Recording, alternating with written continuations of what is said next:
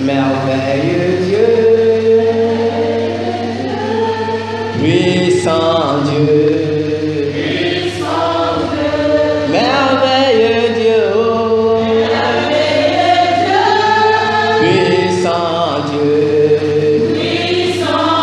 à toi la louange, merveilleux Dieu, à toi la louange, puissant Dieu.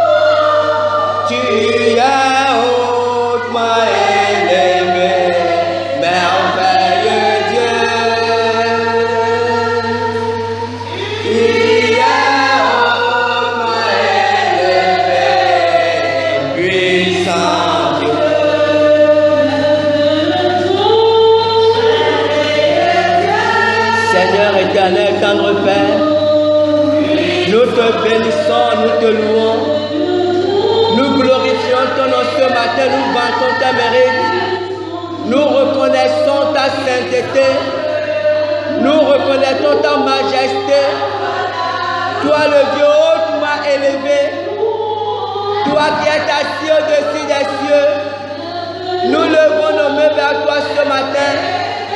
Nous te bénissons pour ce que Seigneur éternel. Nous te bénissons pour nous tous qui sommes là ce matin. Viens te manifester ce matin, Seigneur éternel. Viens parler à ton peuple, cher Saint-Esprit. Manifeste-toi puissamment ce matin. Parle à chacun de nous, rois du ciel et de la terre. Nous nous tenons devant toi, je t'en supplie, tendre Père. Je me tiens devant toi comme un serviteur inutile. Afin que toi, tu te manifestes ce matin. Afin que tu m'utilises, Seigneur, comme un serviteur inutile. Et que tu parles à chacun d'entre nous. Gloire en honneur te soit rendu, tendre Père. Au nom puissant de Jésus. Amen.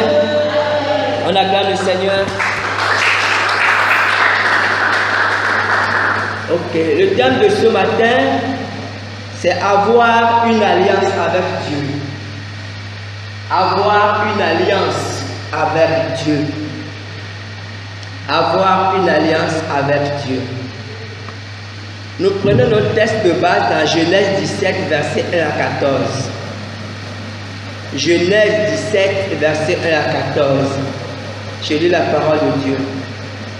Lorsque Abraham fut âgé de 99 ans, l'Éternel apparut à Abraham et lui dit: Je suis le Dieu Tout-Puissant. Marche devant ma face et sois intègre. J'établirai mon alliance entre moi et toi, et je te multiplierai à l'infini. Abraham tomba sur sa face, et Dieu lui parla en disant: Voici mon alliance que je fais avec toi. Tu deviendras père d'une multitude de nations.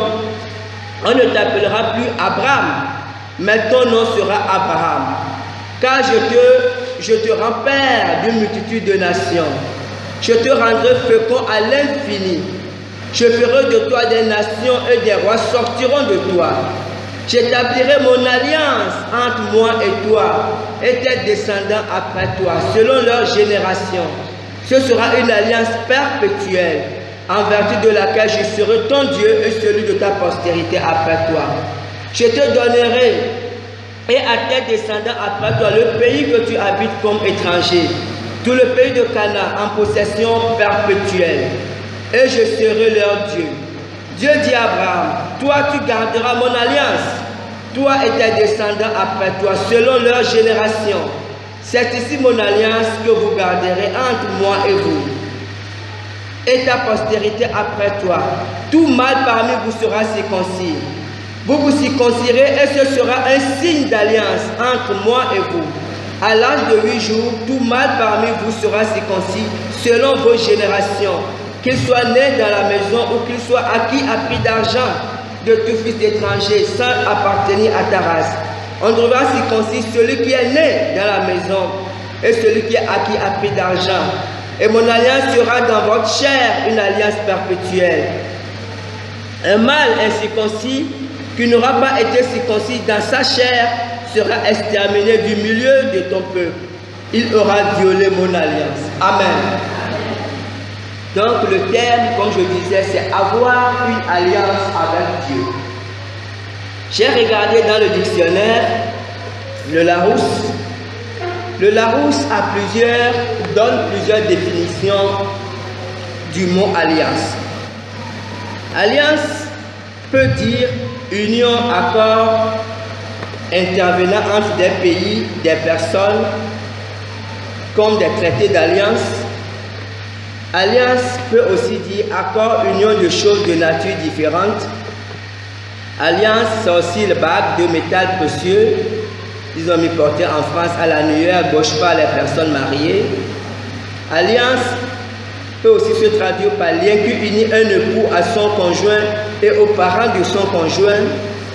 Alliance est aussi objet d'un traité consistant dans l'engagement d'entraide mutuelle de deux ou de plusieurs États et par extension non de ce traité et éventuellement de l'institution qui en résulte. Alliance est aussi accord entre deux partis politiques dans un but électoral. Candidat unique, désistement, tout ce qu'on veut, etc. C'est dire que alliance peut avoir plusieurs significations. Mais en réalité, ce qui nous intéresse ici, dans le mot alliance, si on prend le texte de base, c'est l'engagement d'entraide mutuelle. C'est un engagement mutuel. Parce que dans le texte que nous avons lu dans Genèse 17, Dieu dit à Dieu dit à Abraham, je veux qu'il y ait une alliance entre moi et toi. C'est Dieu qui a proposé l'alliance à Abraham. Et quand Dieu a proposé l'alliance à Abraham, Dieu a commencé à décliner ses propres obligations. Nous avons des juristes dans la salle. Et en fait, nous savons que l'alliance c'est un contrat. Et dans chaque contrat, il y a des obligations de part et d'autre. Le contrat, ça veut dire voici ce que je vais faire et voici ce que toi tu dois faire. C'est ça un contrat. C'est pour ça que j'aime bien l'exemple des nations et des pays. Vous comprenez? Souvent, dans les nations, nous avons les nations faibles, nous avons les nations qui sont très fortes. Mais quelquefois, les nations qui sont faibles ont justement des alliances, des accords avec les nations qui sont puissantes. Comme ça, quand ces nations qui sont faibles sont attaquées, les nations puissantes les viennent en aide, viennent les aider. C'est ce qui s'est passé dans l'histoire du Koweït avec la guerre d'Irak. Parce que le Koweït avait été envahi, je pense que c'est en 1997, par l'Irak. L'Irak était un pays plus puissant que le Koweït. Or, le Koweït était toujours un pays regorgé. Donc, c'est un pays, c'est l'Irak, là-bas, il y a beaucoup de pétrole. Un pays regorgé de pétrole. Donc, à un moment donné, l'Irak est parti annexer le Koweït. Et l'Irak a dit maintenant que le Koweït fait partie de son pays. Quand les Américains ont vu ça, ils se sont levés avec les Européens et ils ont envahi l'Irak.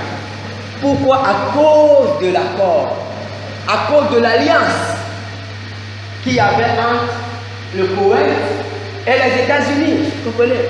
Et c'est ce que Dieu a proposé ici à Abraham. Dieu a dit, bon, on va faire une alliance entre moi et toi.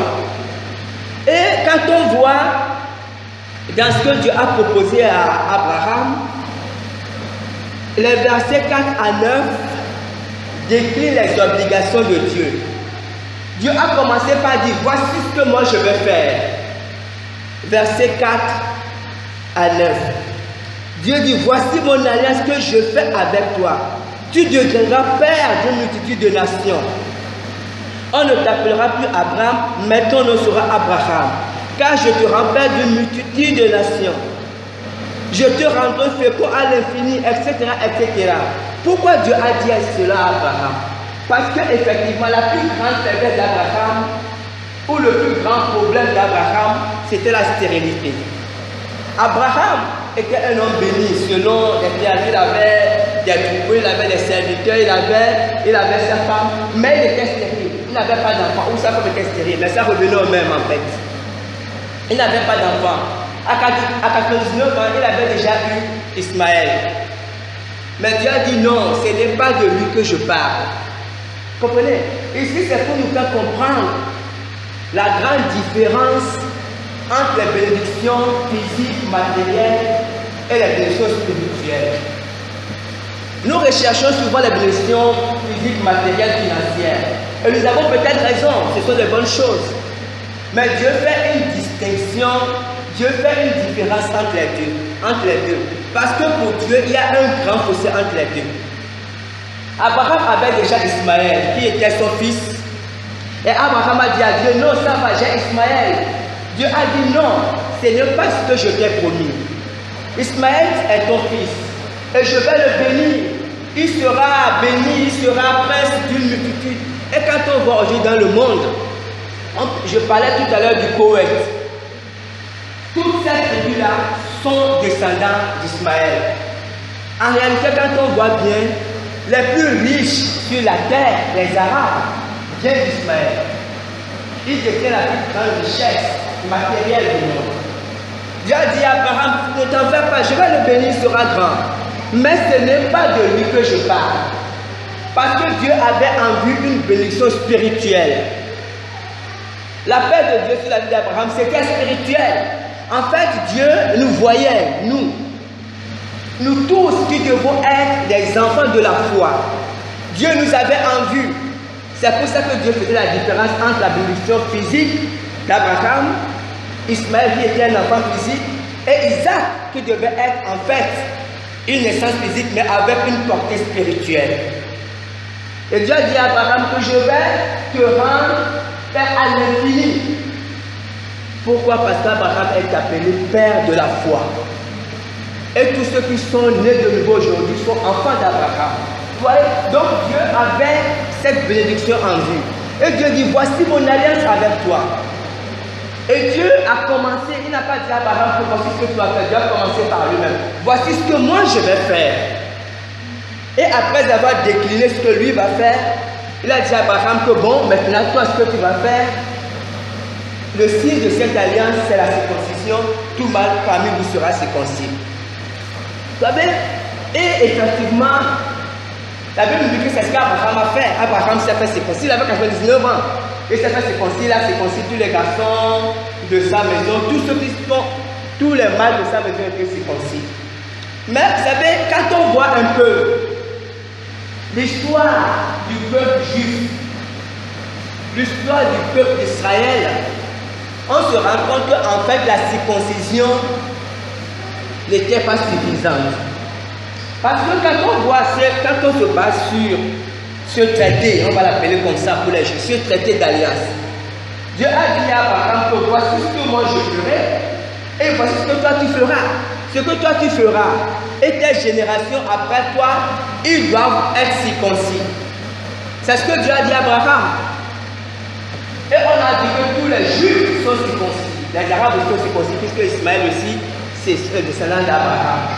Mais quand on voit l'histoire du peuple juif, on se rend compte que la circoncision n'est pas suffisante. Parce que malgré la circoncision, le peuple juif a beaucoup souffert. Dieu a à plusieurs reprises rejeté son peuple. Parce que bien qu'ils soient circoncis dans leur chair, ce peuple ne faisait pas ce qui est agréable à Dieu. Vous comprenez? C'était comme si la circoncision seule répondait à l'alliance. Et ce peuple-là, on l'a vu du temps de Jérémie, a été déporté. Ce peuple a beaucoup souffert. Et Dieu a dit, Dieu a fait ce constat dans Ésaïe 29, verset 13. Le Seigneur dit, quand ce peuple s'approche de moi, il m'honore de la bouche et des lèvres, mais son cœur est éloigné de moi, et la crainte qu'il a de moi n'est qu'un précepte de tradition humaine. Ésaïe 29, verset 13. Le Seigneur dit, quand ce peuple s'approche de moi, il m'honore de la bouche et des lèvres, mais son cœur est éloigné de moi, et la crainte qu'il a de moi n'est qu'un précepte de tradition humaine. Parce que Dieu s'est rendu compte en fait qu'avec le temps, le peuple, son peuple, est resté seulement dans les pratiques. Disons que c'est le peuple qui faisait des sacrifices, il faisait beaucoup de choses, mais le cœur de ce peuple était loin de Dieu. Vous savez, lorsqu'on passe à la circoncision, on peut penser aussi aujourd'hui à notre époque, à la profession de foi. La profession de foi. La profession de foi, en fait, nous la faisons souvent lorsque, après une campagne d'évangélisation, nous demandons aux gens de venir devant, nous demandons à ceux qui veulent accepter Jésus de s'approcher et nous les aidons à faire la profession de foi ou la confession de foi. C'est une bonne chose. Nous devons aider ceux qui veulent accepter Jésus à faire cette confession de foi ou cette profession de foi, c'est la même chose.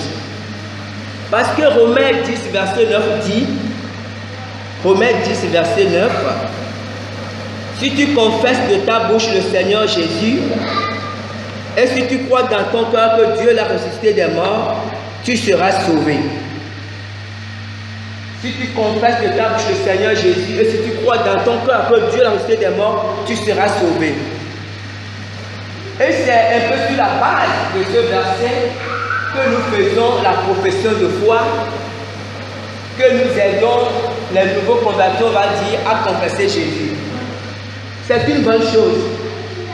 Mais ce qui se passe après, en réalité, lorsqu'on ne fait pas attention, c'est que le peuple de Dieu de notre génération, ou nos églises avec le temps, se comportent exactement comme le peuple d'Israël, le peuple juif. C'est qu'avec le temps, on continue à venir à l'église, on continue à faire les choses d'église. Si on est dans un comité, on s'occupe des comités, on fait beaucoup de choses en fait. Disons qu'on fait beaucoup d'activités à l'église, mais notre cœur est éloigné de Dieu. Comprenez? Notre cœur est éloigné de Dieu. Ce qui fait qu'en réalité, c'est comme si on était dans l'alliance avec Dieu, mais on passe à côté de l'essentiel. Lorsqu'on revoit le texte qu'on a lu au début, dans Genèse 17, quand Dieu a parlé à Abraham, on a dit que Dieu, à partir du verset 2, a dit « J'établirai mon alliance entre moi et toi ». Mais avant de commencer à décliner les obligations, au premier verset, Dieu a dit quelque chose à Abraham.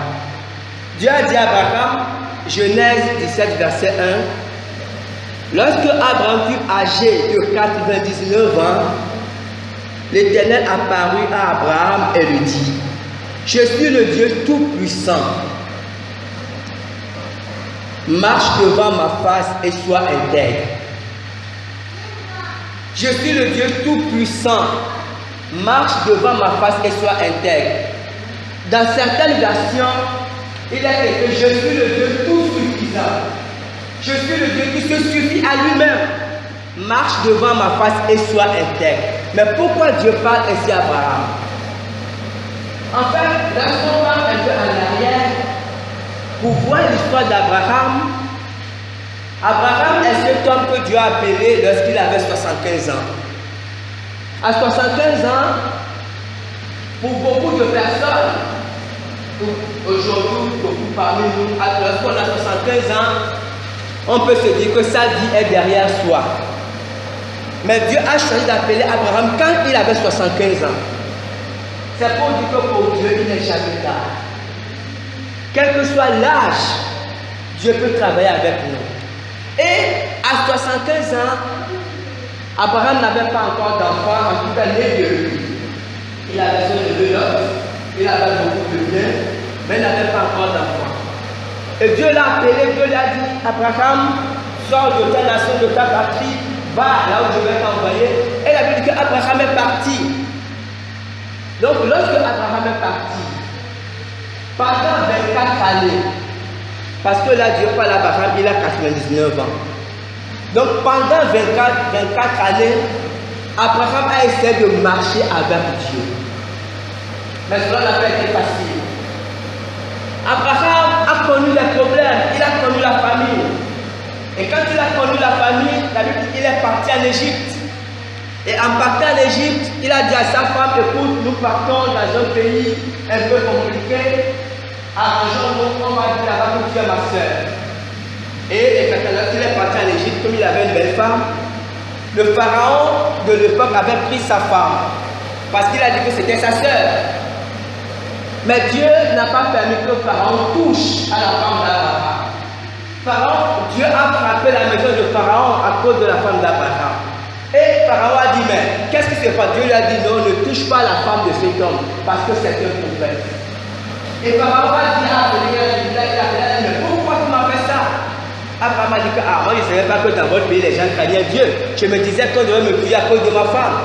Donc Pharaon l'a renvoyé avec sa femme. Abraham a connu, il a eu du mal à marcher avec Dieu. Pendant toutes ces années, il n'arrivait pas à avoir d'enfant. À un moment donné, sa femme lui a dit que bon, Dieu t'a fait une promesse. Peut-être que la promesse, c'était pas que c'est moi qui devais faire l'enfant, puisque Abraham, entre sa femme et lui, il y avait 10 ans d'écart. Donc Abraham, déjà quand Dieu l'appelle, il avait 75 ans, sa femme avait 65 ans. Et ils ont marché pendant des années. Et quand ils partaient justement d'Égypte, Pharaon avait donné à Sarah Agar, qui est une Égyptienne, puisque Pharaon l'avait pris comme époux, il lui avait donné une dame pour l'aider, et ils sont partis avec Agar. Sarah a dit à Abraham que voici Agar va servante, donc fais l'enfant avec lui, apprends l'enfant avec elle, et puis bon, ce sera mon enfant. Et c'est ce qui est arrivé. Abraham est parti vers Agar, ils ont fait l'enfant. Dieu a dit à Abraham non. C'est pour ça que Dieu a dit à Abraham ici, dans ce verset, je suis le Dieu tout suffisant. Je suis le Dieu qui se suffit à lui-même. Je n'ai pas besoin que l'on m'aide. Lorsque je fais une promesse, je suis à même, je suis capable de l'accomplir. Marche devant ma face et sois aidé. Et c'est à partir de là que Dieu a parlé d'alliance à Abraham. Et on verra par la suite qu'effectivement, la femme d'Abraham, Sarah, a eu un enfant, comme Dieu l'a dit. Donc, lorsque on revient à l'alliance, on se rend compte que l'alliance, en fait, ce n'est pas seulement le fait d'être circoncis à sa chair. Parce que la Bible déclare autre chose.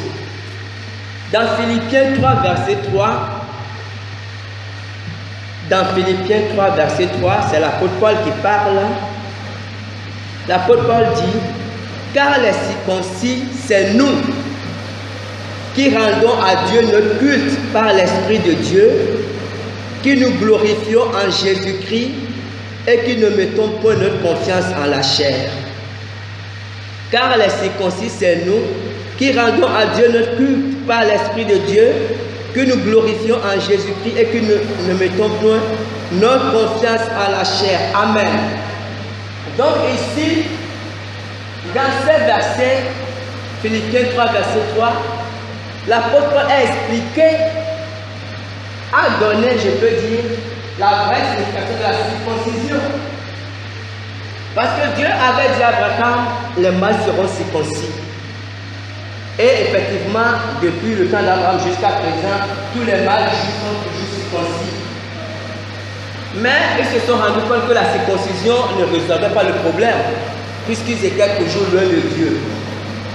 Et Paul dit non, la circoncision, ce n'est pas mal si vous voulez être circoncis dans votre chair. Il n'y a pas de problème. Mais la vraie circoncision dont Dieu parle, ou la vraie circoncision que Dieu avait en vue, c'est la circoncision des cœurs. Et cette circoncision des cœurs se manifeste par certaines choses. Se manifeste d'abord par le fait de rendre le culte à Dieu par l'Esprit de Dieu, par le fait de se glorifier en Jésus et par le fait de ne pas mettre sa confiance en la chair. Essayons de regarder ces trois choses dont parle Paul. Paul dit, c'est nous qui rendons notre culte à Dieu par l'Esprit.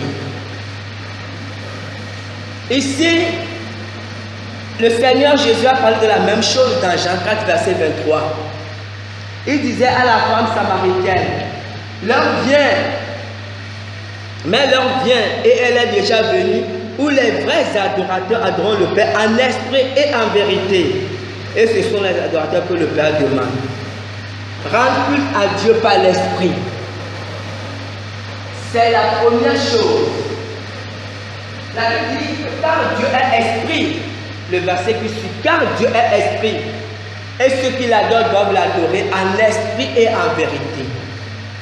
Rendre culte à Dieu par l'esprit, c'est la base de toute chose. C'est le fondement de la vie chrétienne. Lorsque l'on veut servir Dieu, lorsque l'on veut rentrer dans une alliance avec Dieu, la première chose, c'est la nouvelle naissance. Dans Jean 3, verset 3 à 5, Jésus expliquait cela à Nicodème. Jésus a dit, celui qui est né d'eau, celui qui est né chair est chair. Celui qui est né esprit, on doit être né d'eau et d'esprit. On doit être né, on doit être renouvelé dans son esprit. On doit être régénéré au niveau de son esprit. Parce que lorsqu'on est régénéré au niveau de son esprit, on peut rentrer en communion ou en communication avec Dieu. En fait, le souci de Dieu ou la volonté de Dieu, c'est que l'homme puisse communiquer avec lui, c'est que l'homme puisse parler avec lui. Dieu veut pouvoir parler avec chaque homme. Et pour parler avec Dieu, il faut être renouvelé, il faut être régénéré dans son esprit. Donc Paul dit que c'est nous qui rendons notre culte à Dieu par l'Esprit de Dieu. Nous devons être en communion avec Dieu. Nous devons pouvoir parler avec Dieu. Et le même Paul dit, je pense dans Galates 5, verset 16. Galates 5, verset 16. Marchez, je dis donc, marchez selon l'esprit et vous n'accomplirez pas les désirs de la chair. Marchez selon l'esprit. C'est mettre l'esprit en priorité. C'est développer la communion avec le Saint-Esprit. Cela est très important. C'est la première chose. Développer la communion avec le Saint-Esprit afin que dans Romains 8, verset 16, le même Paul dit, l'Esprit lui-même rend témoignage à notre esprit que nous sommes enfants de Dieu. L'Esprit de Dieu doit rendre témoignage à notre esprit. L'Esprit de Dieu doit parler à notre esprit. Si nous n'avons pas de communion ou de communication avec l'Esprit de Dieu, alors nous n'avons pas d'alliance avec Dieu. Il nous faut forcément, ce n'est pas le fait, c'est très bien, honnêtement, c'est une très bonne chose d'être à l'église, de venir à l'église.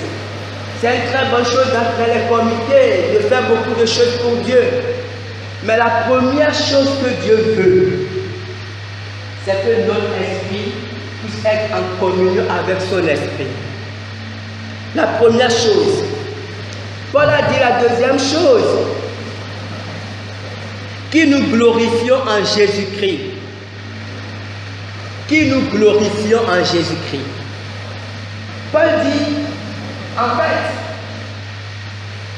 lisons un autre verset dans Galates 6, versets 14 à 15, le même Paul qui parle. Galates 6, versets 14 à 15. Pour ce qui me concerne, loin de moi la pensée de me glorifier d'autre chose que de la croix de notre Seigneur Jésus-Christ, par qui le monde est crucifié pour moi comme je le suis pour le monde. Car ce n'est rien, car ce n'est rien que d'être circoncis ou incirconcis. Ce qui est quelque chose, c'est d'être une nouvelle créature. Je vais relire ce verset. Pour ce qui me concerne, loin de moi la pensée de me glorifier d'autre chose que de la croix de notre Seigneur Jésus-Christ, par qui le monde est crucifié pour moi, comme je le suis pour le monde. car ce n'est rien que d'être circoncis ou incirconcis. Ce qui est quelque chose, c'est d'être une nouvelle créature. Et voilà ce que Paul rappelle ici. Il dit ce qui est important, c'est la nouvelle naissance. Il dit, lui, il se glorifie. Vous savez, Paul, il avait beaucoup, on va dire quoi, beaucoup de motifs pour se glorifier. Paul avait beaucoup de qualités, si on peut parler ici. Paul avait beaucoup d'acquis, beaucoup de choses qui pouvaient faire en sorte qu'il se glorifie. Il en avait le droit. Mais là, il dit non. La seule chose, Paul, déjà de par sa naissance,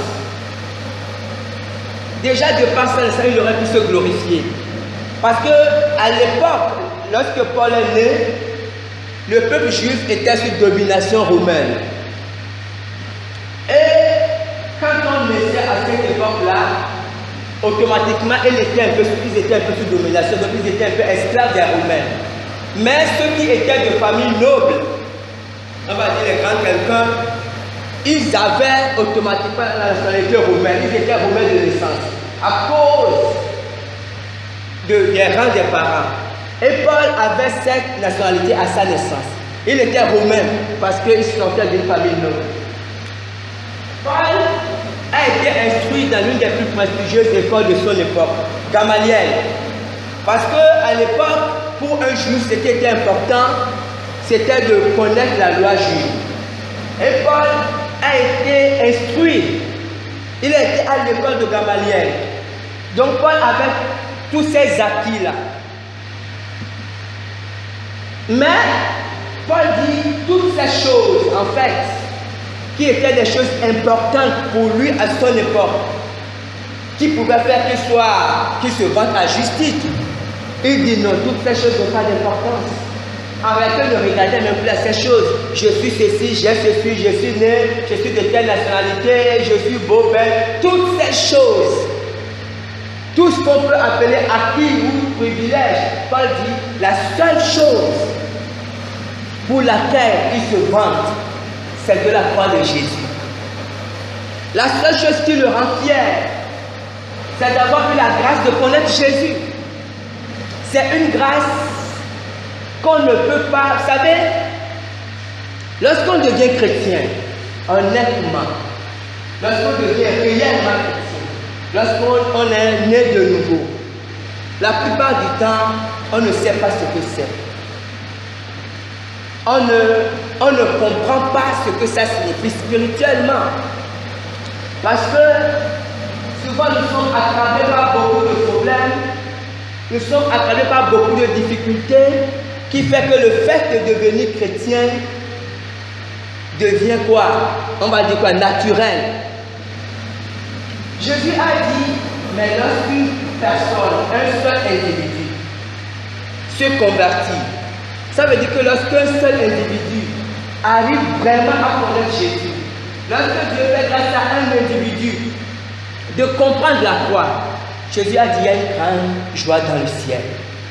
Les anges sont dans la joie. Parce qu'un homme naturel, quelle que soit sa beauté, quelle que soit sa naissance, quel que soit ses diplômes, quel que soit, je ne sais pas, son argent, ne peut jamais comprendre la croix. Vous savez, la Bible dit que la croix est une folie. La croix est une aberration. C'est pour ça que quelquefois, quand les gens nous voient là, les gens disent que mais les gens là, ils n'ont rien à faire. Ils perdent leur temps. Quand on voit les gens se montrent. Quand quelqu'un passe dans sa belle voiture, je ne sais pas, peut-être dans sa Range Rover, et puis te voit venir à l'église en bas, vous se dit vraiment, voilà un malheureux. Honnêtement. Mais quand il te dit voici un malheureux, en même temps, les anges sont là et les démons aussi sont là parce qu'ils aussi assistent à la scène. Mais entre les deux, en réalité, c'est lui qui est malheureux. Ça veut dire, mais le problème, c'est que même les chrétiens ne comprennent pas ça. Paul disait que mais les anges ont voulu comprendre en fait. Les anges ont voulu plonger leur regard. Ils ont voulu comprendre cette folie parce que Dieu a choisi de révéler ces choses aux gens, aux pauvres de la terre. Mais lui-même, les chrétiens ne comprennent pas. Vous comprenez? C'est ce que Paul dit que mais si lui il veut se glorifier de quelque chose, Il se glorifiait du fait d'avoir connu Jésus. C'est la seule chose pour laquelle il se glorifie. Il ne dit pas que je suis de telle famille. Il dit que ça n'a pas d'importance. Le fait de connaître Jésus, le fait de devenir chrétien, de parler avec Dieu, de communiquer avec Dieu.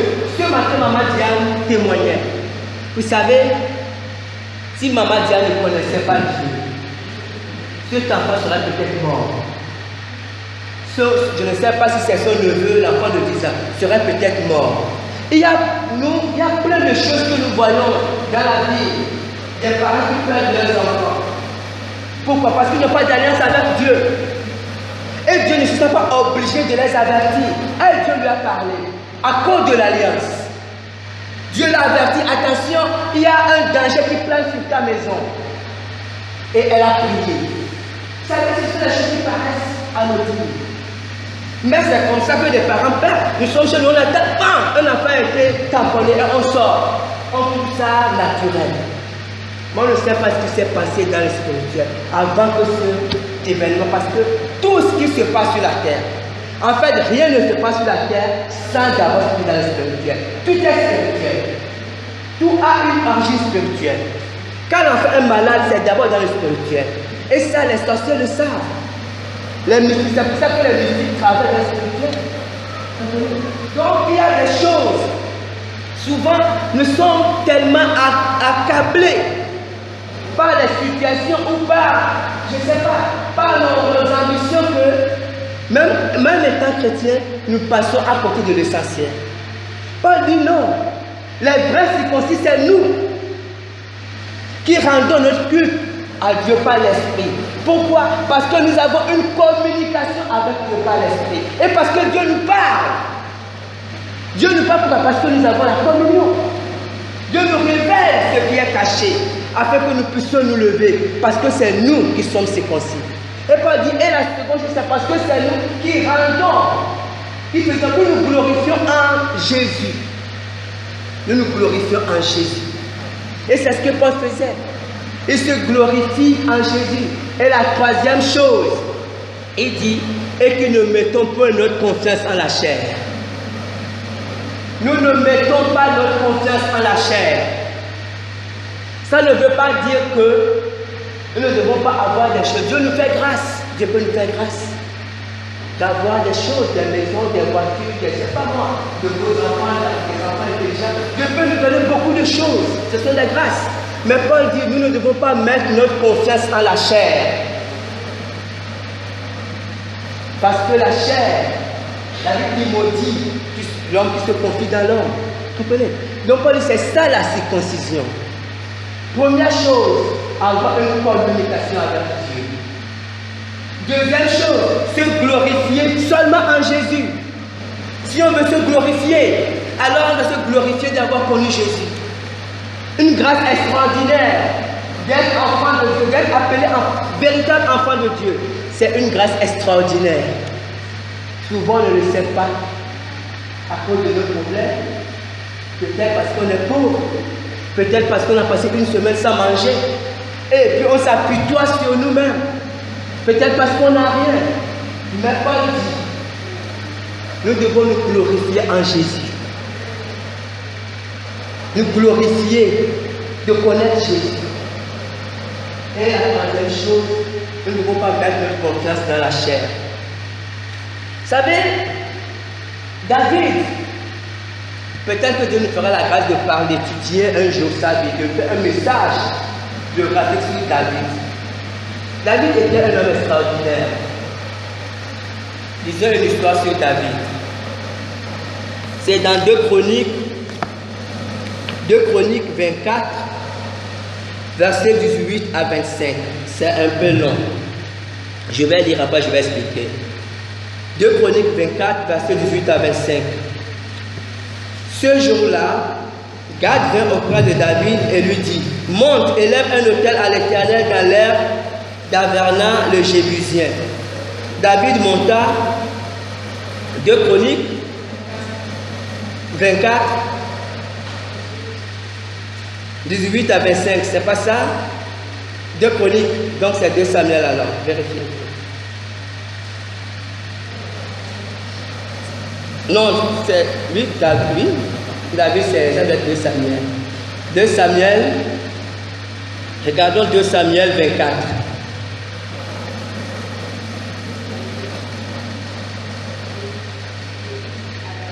Hein?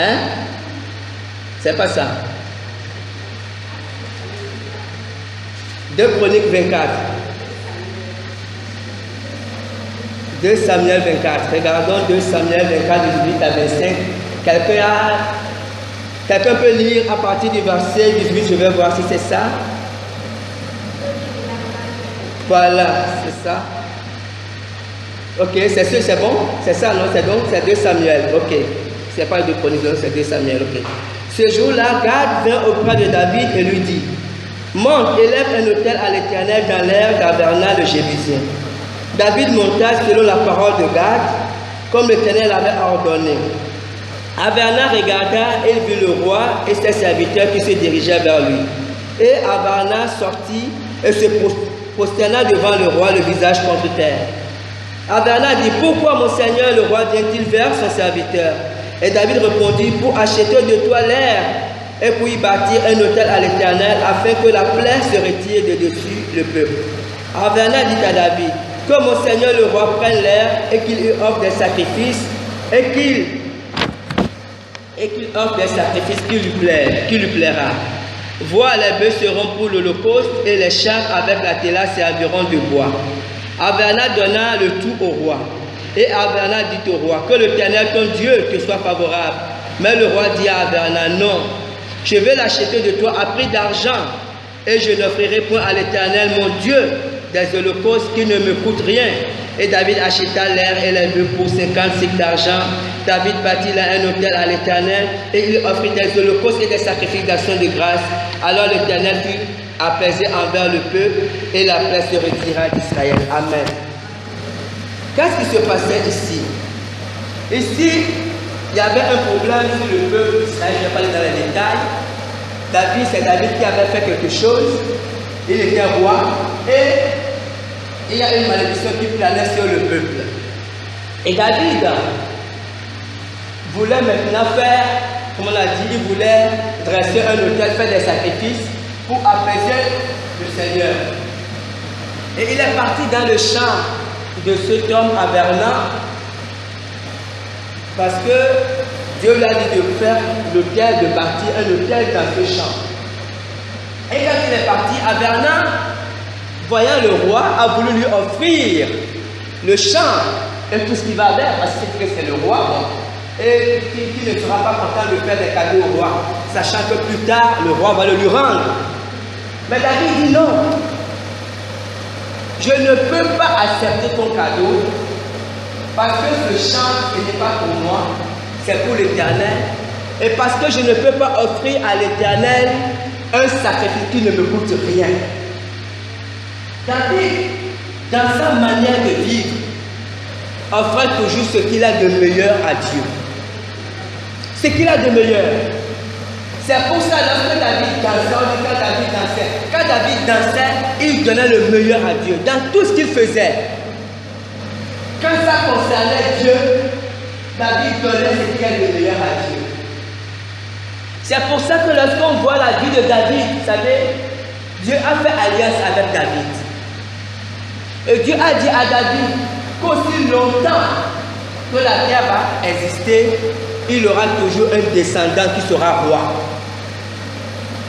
Et lorsqu'on voit l'histoire du peuple d'Israël et du peuple de Juda, David a toujours eu quelqu'un de sa génération qui est roi. Quelque chose s'est passé dans 1 Roi 11, versets 9 à 13. Je vais peut-être juste vous raconter l'histoire d'abord, puisqu'on va terminer avec ça. Après David, Salomon a régné, son fils Salomon a régné sur le peuple d'Israël tout entier. 1 Roi 11, versets 9 à 13. Je lis la parole de Dieu. L'Éternel fut irrité contre Salomon parce qu'il avait détourné son cœur de l'Éternel, le Dieu d'Israël, qui lui était apparu 2 fois. Il lui avait à cet égard défendu d'aller après d'autres dieux. Mais Salomon n'observa point les ordres de l'Éternel. Et l'Éternel dit à Salomon, puisque tu as agi de la sorte et que tu n'as pas observé mon alliance et mes lois que je t'avais prescrites, je déchirerai le royaume de dessus toi et je le donnerai à ton serviteur. Seulement, je ne le ferai point pendant ta vie, à cause de David, ton père. C'est de la main de ton fils que je l'arracherai.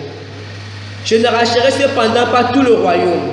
Je laisserai une tribu à ton fils à cause de David, mon serviteur, et à cause de Jérusalem que j'ai choisi. Amen. Qu'est-ce qui se passe ici? David a vécu la vie qu'il a vécue avec Dieu, avec ses faiblesses et ses victoires. David, il a connu beaucoup de faiblesses dans sa vie.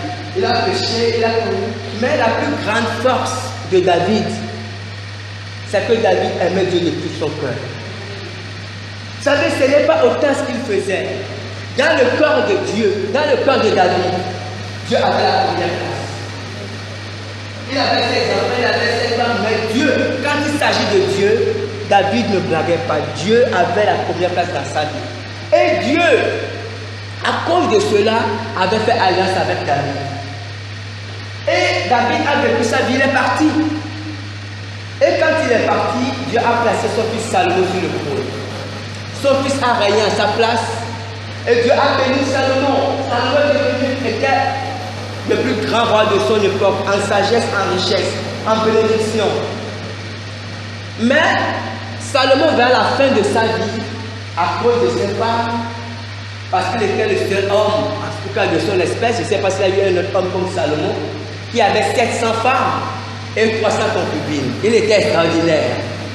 C'est vrai, il était puissant. Quand il était spécial à Salomon, je ne sais pas comment il faisait, mais peut-être que c'était sa grâce. Et justement, à cause de ces multitudes de femmes, lorsqu'il est devenu âgé, ces femmes l'ont entraîné vers, parce qu'il avait les femmes aussi d'autres nations, ces femmes l'ont entraîné à adorer d'autres dieux. Et Dieu s'est fâché, Dieu était irrité contre Salomon. En principe, dans de telles circonstances, ce que Dieu fait, Dieu aurait pu détruire Salomon de son vivant. Mais Dieu a dit, je suis fâché contre toi, Dieu parlait à Salomon, mais je ne vais pas, je vais te retirer le royaume, mais je ne ferai pas de ton vivant à cause de David ton père, à cause de l'alliance. Comprenez? C'est très important l'alliance avec Dieu. David était parti, mais Dieu continuait à respecter l'alliance. Dieu a dit, à cause de David, je ne vais pas t'humilier de ton vivant. Cela va arriver après ta mort. Du temps de ton fils, je vais retirer le royaume entre ses mains. Mais même là, je ne vais pas retirer tout le royaume. Je vais conserver une partie du royaume à ton fils à cause de David, mon serviteur. Vous savez, c'est très important que l'alliance avec Dieu. Vous savez, souvent, je dis souvent aux chrétiens que si nous sommes vraiment chrétiens, je dis vraiment, ce n'est pas le fait de venir à l'église du Père. Si nous sommes vraiment chrétiens, s'il y a une chose dont nous devons être sûrs, ce sont nos enfants. Dieu ne blague pas avec ça. Des choses peuvent nous arriver. Vous comprenez? C'est une histoire fondamentale de la vie. Des choses peuvent nous arriver. Nous pouvons passer par des épreuves. Mais nos enfants, Dieu les garde comme la prunelle de ses yeux. Dieu est très fidèle. Même quand nos enfants ne suivent pas Dieu, ça veut dire c'est ce qu'on doit comprendre. Même si ton enfant est en Chine, honnêtement, quand tu as une alliance avec Dieu, il faut dormir tranquille. À cause de l'alliance, Dieu va veiller sur ton enfant. Il dit à cause de mon serviteur. Et ici, c'est ce qu'on voit. David était déjà mort. Parce que David est un humain. Mais Dieu est éternel. Et Dieu ne meurt jamais. Et l'alliance de Dieu subsiste de génération en génération. Vous savez, souvent, surtout aujourd'hui, en tant que chrétiens, nous exigeons beaucoup de choses de Dieu. Nous voulons que Dieu nous fasse beaucoup de choses. que Dieu nous donne ceci, que Dieu nous donne cela, que Dieu nous bénisse. Nous demandons beaucoup de choses à Dieu. Nous pouvons le faire peut-être à cause de l'alliance. Mais en retour, qu'est-ce que nous donnons à Dieu? Parce que c'est un contrat. C'est une alliance.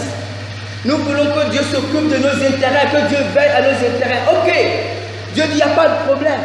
Mais en retour, nous, quelle est notre partie? Que faisons-nous pour Dieu? Que faisons-nous pour exiger de Dieu que lui, il veille sur nous?